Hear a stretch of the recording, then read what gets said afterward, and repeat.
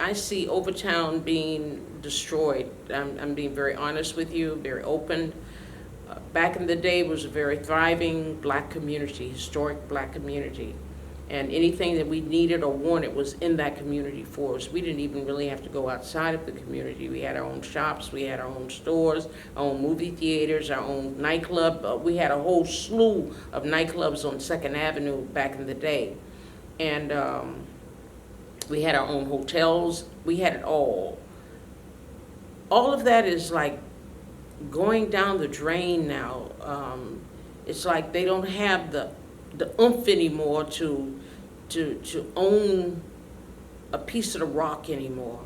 It's like everything is just changing. The culture has changed. The schools have changed. The churches have even changed, because that was the main threshold for most blacks in Miami back in the day, or any city. The church was the focal point. But now there's so much gang violence and shootings and this and that.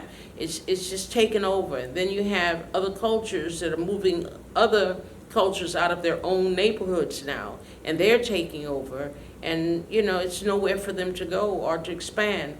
But back in the day, it was just a world of enjoyment, opportunities. People took more interest in people's children. If my neighbor down the street saw me doing something wrong and she said stop, I was to stop immediately, whatever it was, because it took a whole village to raise us back in the day. But that philosophy, that African proverb, is not true today. I wish it was, but it's not. But there was no such thing back in the day as Johnny couldn't read. Teachers had a focal point of stressing education to us. That was the avenue to go. That was the avenue to go. And so teachers today don't have that gump. It's more of a paycheck and what time is school going to be over so I can get out of here. It's not that anymore, So I see a whole lot of change. And the politics of the city has changed.